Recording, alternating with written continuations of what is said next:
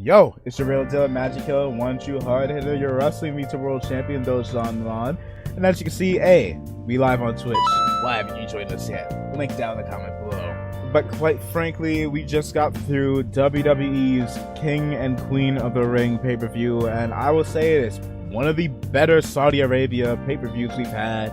Hey, you see what Pharaoh said. Sub up, hit that like, comment, subscribe while you're at it as well. Keep your boy on Twitch so you can join us here, like we are doing now, and the other socials as well.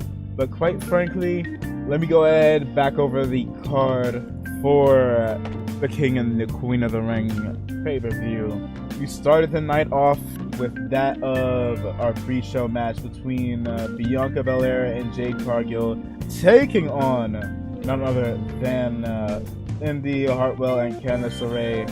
Unfortunately, I was not able to peep this match because I didn't realize that they were having this bout on the pre-show. But alas, I can tell you what happened in the end, and ultimately it was Bianca Belair and Jade Cargill walking out with the victory. Still your tag team champions. You know what? Allow me to go ahead and get this up here for y'all so you can actually see what match I'm talking about. Afterwards, we are going to have a triple threat match between Chad Gable, Bronson Reed, and Sami Zayn for the Intercontinental Championship. And quite frankly, I really enjoyed this match. I did have a very strong feeling that in the end it would be Sami Zayn walking out still your champion, and lo and behold, I was correct. We did have a spot near the end of the match where Sami Zayn was getting set up to be jumped by Chad Gable and Otis, because hey, no disqualification means that you can get minked on and there be no consequence. However, in the end, Otis resisted. He I won't say double crossed, but he thought twice on attacking Sami Zayn. Hesitated. There was a lot of back and forth between him and Otis, and I would be surprised if after Monday Night Raw, the Alpha Academy was still a thing. At the very least with Chad Gable. Chad slapped Otis. Otis would go to swing on Sami, but he would move last second and would absolutely obliterate Chad Gable.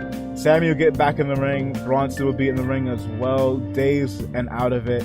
And with one Eluva kick, still your Intercontinental Champion, Sami Zayn. And after the match, Chad Gable was absolutely silent, glaring Otis down right in his face. And I will say, it does feel like we are going to have a falling out on Monday Night Raw. I can see them having an in-ring segment with Chad Gable being disappointed, chewing Otis out, wanting another shot at Sami's title before bringing in the Creed brothers to jump to jump Alpha Academy. But yeah, really good match. Liv Morgan and Becky Lynch, the match that actually kicked the show off. Quite frankly, I felt like this could have gone either way, and lo and behold, we had a lot of back and forths. However, before the show officially began, Dominic came up to Liv and said that I will make sure that you do not walk out with Mommy's title.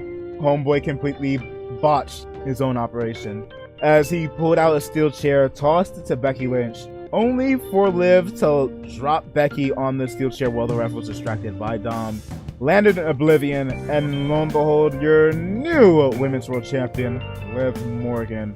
Both Becky and Dom looked out of it, absolutely incensed, and later on you would see Becky pulling her Hulk Hogan clause, your rematch clause, brother, saying that ain't gonna work for her.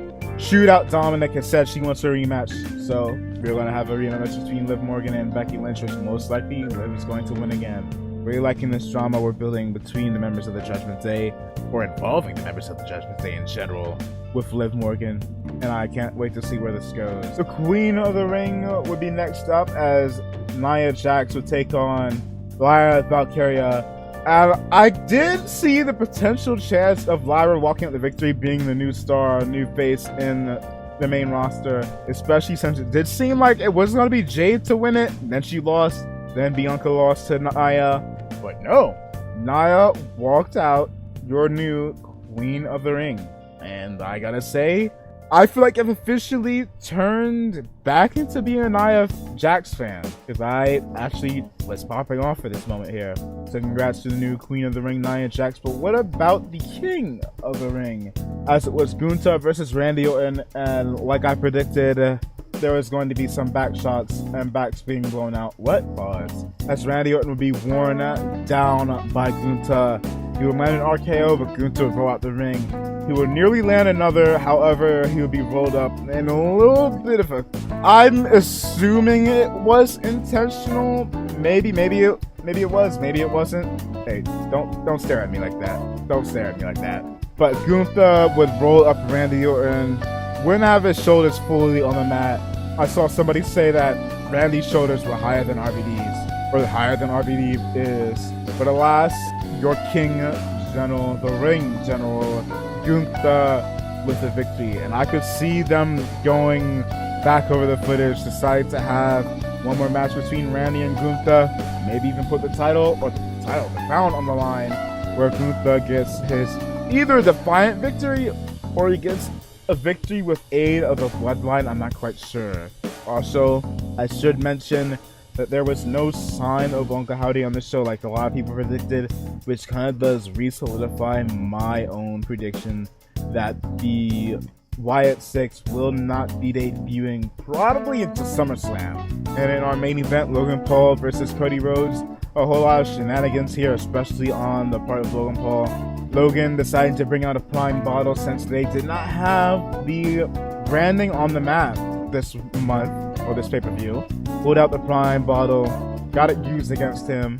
Cody would try and beat down on one of Logan Paul's posse, only for Logan to get hold of Brass Knuckles, chucked Cody in the gut with them. And there will be a number of near spots where it seemed like Logan Paul had the victory. However, come the end of the match, went for the low blow, landed it, one lucky punch until the special guest commentator, I believe, or announcer, don't quite recall his name, who come into the ring, grab hold of Logan Paul's leg, and ultimately would be Logan Paul's downfall.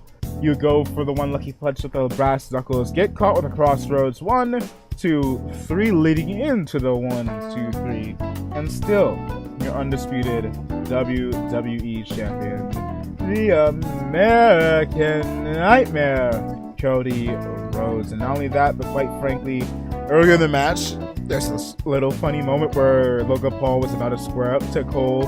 Michael Cole was about standing down.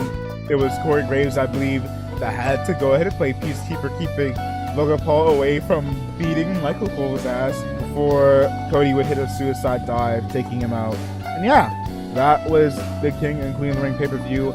A lot of my chat has the same opinion. I would say this was an 8 out of 10 pay-per-view. Enjoyable matches, nothing offensive like we have seen a lot of times when it comes to Saudi Arabia matches, and I mean a lot of times.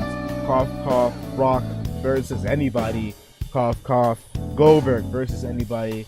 Cough, cough, Undertaker versus Goldberg versus DX with Kane. Must not continue on. But yeah, y'all let me know your thoughts down in the comments below. I'm probably going to make a video for tomorrow, for Monday, on what should we do with Gunther, considering he is now set his sights on the World Heavyweight Championship, meaning either Damian Priest or Drew McIntyre. I'll go ahead and send my thoughts out for that tomorrow. But if you want to see that, why don't you go ahead and subscribe to your boy? Like, comment, people us over on Twitch, because we do stuff like this from time to time, doing live reactions. And yeah, see ya. Lucky Cutters to chat. Oi, welcome in. Join your boys.